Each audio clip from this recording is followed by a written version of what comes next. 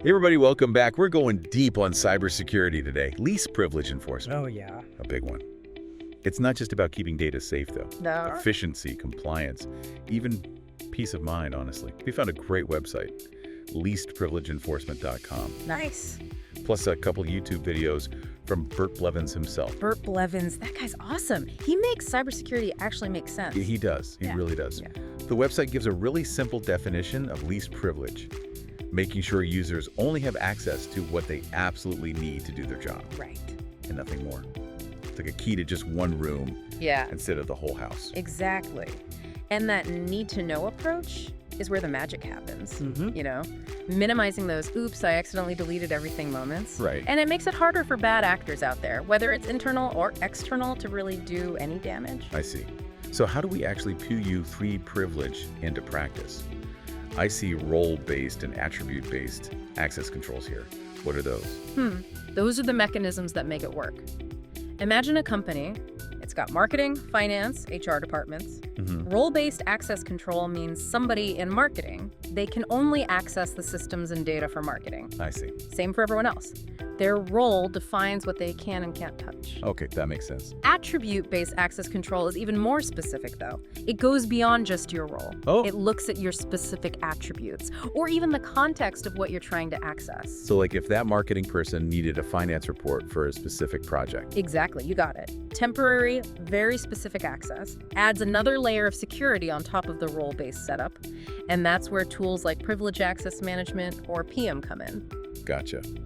Now, Bert Blevins, in one of his YouTube videos, seems to be big on enforcing these access rules very strictly. Well, it's not about being a stickler. It's about recognizing that loose access control is like leaving your back door open. Strict enforcement protects your sensitive information and helps prevent those, oh no, we've been breached situations. Right. And it's not just about security either. The website also mentions operational efficiency and compliance benefits. Right, and this is where it gets interesting.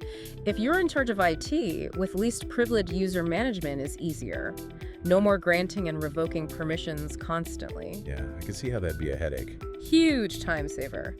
And then for compliance, especially stuff like GDPR or a PIA, least privilege shows you're serious about data protection. It's like built-in proof for auditors. Okay, so we've got security, simpler IT, and compliance. Let's talk about Bert Blevins himself. He's got quite the resume. He really does. He's not just some academic talking theory. He's a consultant. He's been in the trenches dealing with real-world security issues. That makes his advice, I don't know, more valuable in a way. Yeah, it's got to be more practical, right? Definitely. Degrees, certifications, the whole 9 yards. Plus, he's a published author and a sought-after speaker. He's passionate about spreading the word on cybersecurity, for sure. But let's get back to the details of least privilege. His second YouTube video dives into PAM solutions, which sound like they're pretty important. Yeah, PAM solutions are key for strong least privilege enforcement. They provide this central hub for managing and automating all those controls we've talked about. Okay, so the video description mentions things like automated password management, session monitoring, and granular access control. What are those exactly, and how do they help enforce least privilege? Okay, let's break it down.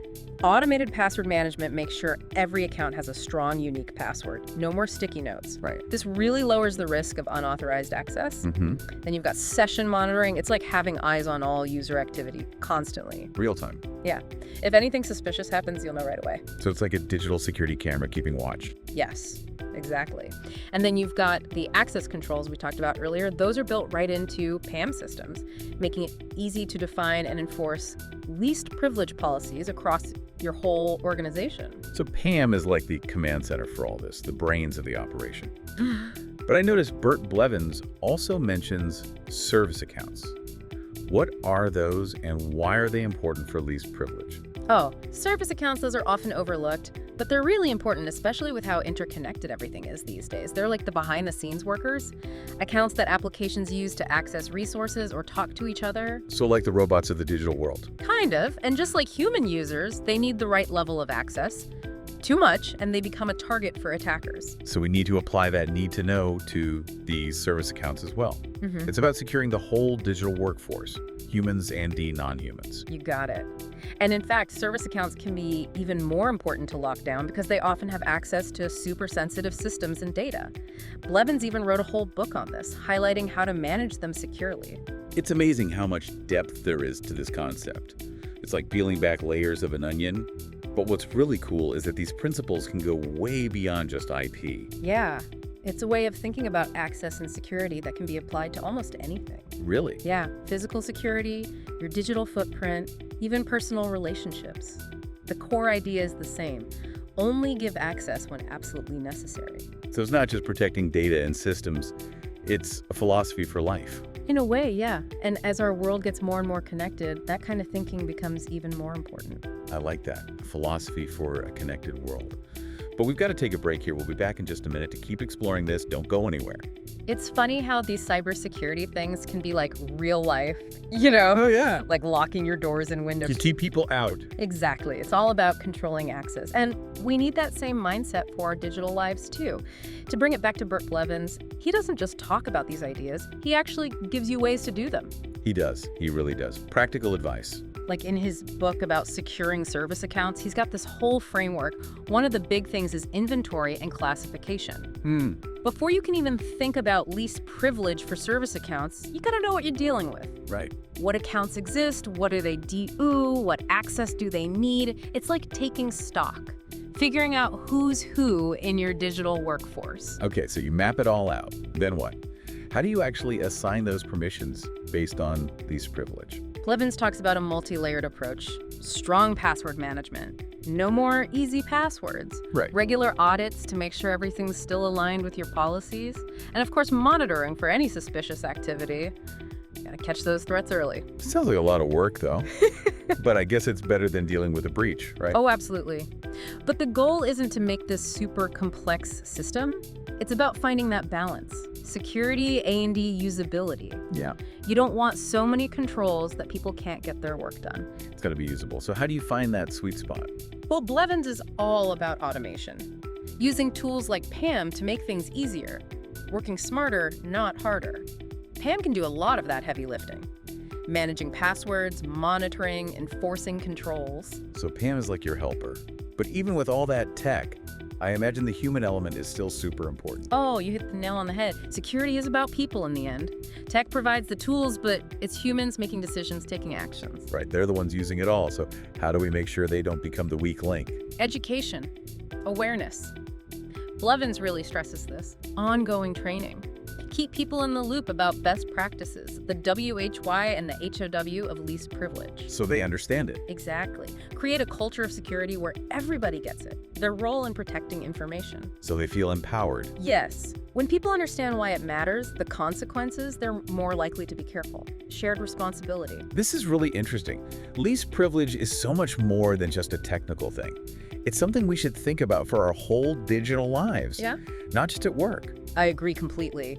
And it's only going to get more important as we become more and more reliant on all these systems. You mentioned it could even apply to physical security and relationships. I'm curious about that. Sure. It's about boundaries. Being aware of who or what has access to things in our lives, like physical security, your home. You probably have locks on your doors and windows, maybe a security system. To keep people out. Right. Layers of protection, controlling access. Same idea for our digital lives. What info do we share online? Do we really need to post our home address or phone number on social media? Oh, that's a good point. I hadn't thought about it like that. Do we give every app on our phone access to our location, contacts, microphone? Do we need to? We probably give away too much access without even realizing it. It's easy to overshare, and it's not just about identity theft or physical harm either. It's about our privacy, too. Exactly. Our mental and emotional well-being, too. Always being connected to social media, giving websites all our data. It can be overwhelming. It's about setting those boundaries, protecting our privacy, our sanity, our well-being. So it's a balance. Finding that sweet spot. Staying connected, but also safeguarding ourselves. This whole conversation is making me rethink why approach to digital security. But what about the Internet of Things? We didn't really touch on that. That's a big one. All those smart devices. Exactly. Fridges, thermostats, cars, even medical implants. That's everything these days. All collecting data, communicating, it creates vulnerabilities. So it's not just about someone hacking my coffee maker. It's about the data itself. Right. Making sure the data is used responsibly, ethically, and least privilege gives us a way to do that. Yeah. Designing things to minimize access, prevent misuse. This is bigger than just protecting ourselves. It's about the future of technology. Yes, respecting privacy, security, human autonomy. And it comes back to education. Knowing what we're dealing with. The more we understand these things, the better for everyone. It's about empowering individuals to make smart choices about their security, privacy, well-being. Exactly. Knowledge is power. The more we know, the better prepared we'll be to create a digital world that's both secure and de-empowering. So we've talked about a lot. How least privilege works. How that need-to-know idea can even apply to our own lives. Yeah. But how does this all actually help our listener? What does it mean for them? It means taking charge of your security, your privacy. Don't wait till something bad happens. Be proactive. Exactly. Think like a cybersecurity pro, even in your everyday life. And the first step is awareness. Okay. Take stock. What accounts do you have? What info are you sharing online? What devices are on your home network? It's like taking inventory. Right. Once you see it all, then you can start thinking about least privilege. It's like decluttering Hey. your digital life. Yeah. Getting rid of what you don't need or what could be risky. Exactly. It can feel overwhelming, but even small changes help. So say I'm ready to try this least privilege thing. What can I actually do?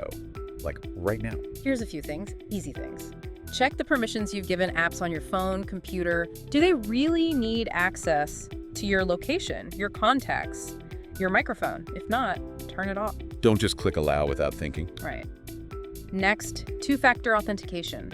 Turn it on everywhere you can. It can be a pain sometimes. It is, but it's worth it for the extra security.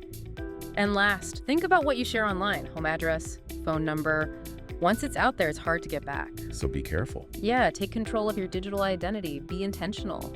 This whole deep dive has been really interesting. It has. We started with the technical stuff, how it works in organizations, but then we saw how it's relevant to everyone. It's been a great conversation, and I think the biggest takeaway is this shift in thinking. Seeing least privilege not just as a tech thing, but as a way to live better, safer online. It's about being mindful, proactive, intentional. Well said. And knowledge is power, right? The more we know, the better equipped we are to navigate this digital world safely, confidently. So to our listener, take what you learned today and use it. What small changes can you make? Yeah, to be more secure, protect your privacy, take control of your online experience. That's all the time we have for today. Thanks for joining us for this deep dive. It's been a pleasure. See you next time.